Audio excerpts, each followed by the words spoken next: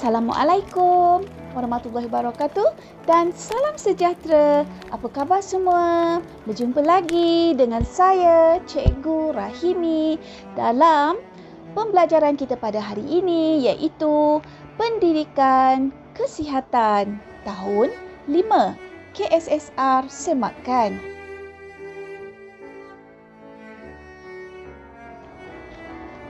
Baiklah murid-murid, hari ini kita akan mempelajari unit 11, penjagaan dan keselamatan diri.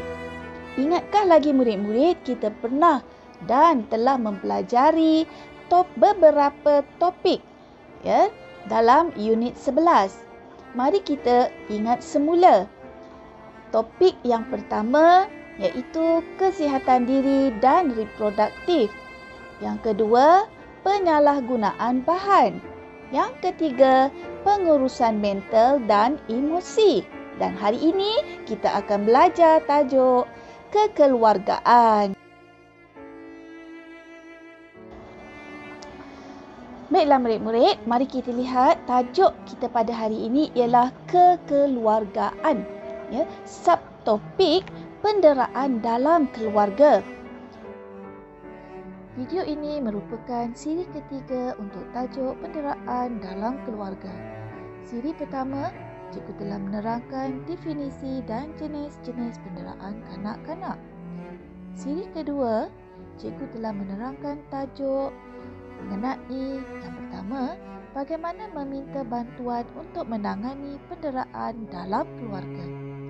Kedua, kepentingan menangani penderaan dalam keluarga.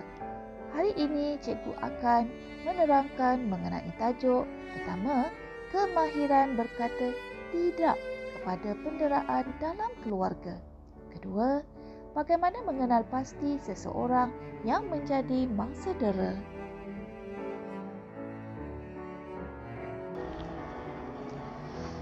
Baiklah, kemahiran berkata tidak kepada penderaan dalam keluarga.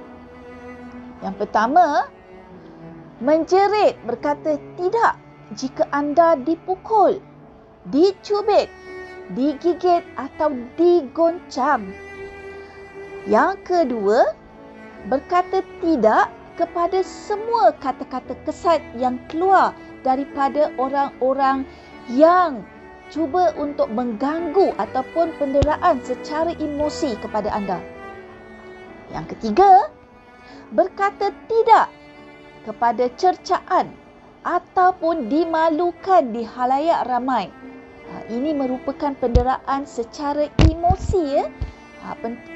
Kalau penderaan secara fizikal kita nampak dia mengalami kesan pada tubuh badan, luka, cedera, lebam dan sebagainya. Tetapi sekiranya penderaan itu berlaku secara emosi, kita tak nampak.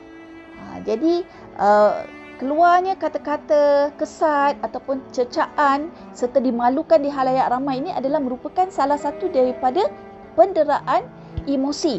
Maka kanak-kanak yang mengalami masalah ini perlu berkata tidak kepada cercaan ataupun dimalukan di khalayak ramai.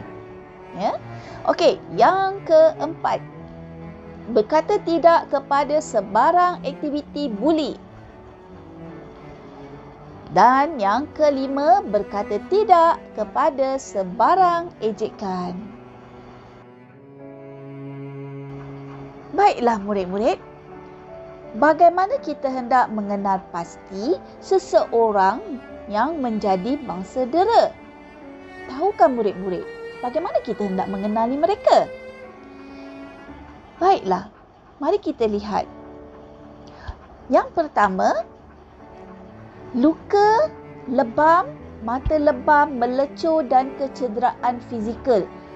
Okey, ini adalah daripada kesan-kesan dera. Jadi sekiranya murid-murid melihat rakan-rakan anda ada kesan-kesan lebam, lebam di mata, kecederaan fizikal yang teruk, apabila mereka berada di sekolah. Jadi rakan-rakan murid tersebut bolehlah melaporkan kepada kepada guru. Ya. Okey, yang kedua, bagaimana kita nak kenal pasti mereka ini? Ya, mereka sering mengasingkan diri, ya, dari kehidupan sosial dan komuniti.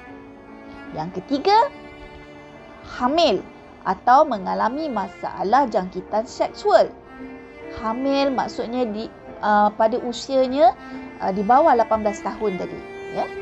Okey, yang keempat, kemurungan atau kegelisahan serta perkembangan emosinya yang terganggu.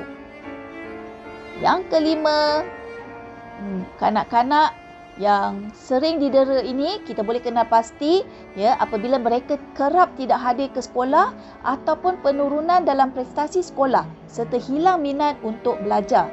Ya, di samping ada kesan-kesan lain tadi, contohnya seperti lebam, ya, kecederaan fizikal dan sebagainya. Okey, yang keenam, kehilangan berat badan yang keterlaluan serta penjagaan diri yang tidak terurus. Jadi ini adalah tanda-tanda, ya, ataupun bagaimana kita hendak mengenal pasti seseorang, kanak-kanak itu tadi telah menjadi mangsa dera. Ya, jadi sekiranya anda melihat tanda-tanda ini ada pada rakan-rakan, maka anda boleh membuat laporan kepada guru-guru anda.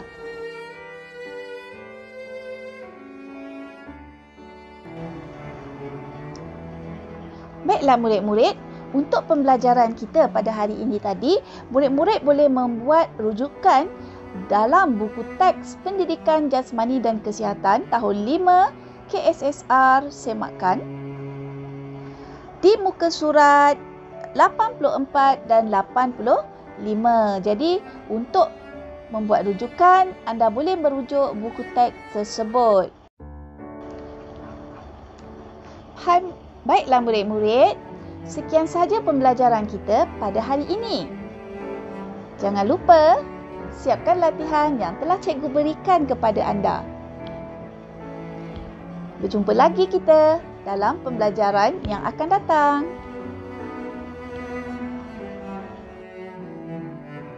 Jangan lupa like dan subscribe channel Cikgu Rahimi. Subscribe daripada anda dapat memberi inspirasi kepada saya untuk membuat video yang baik untuk perkongsian bersama.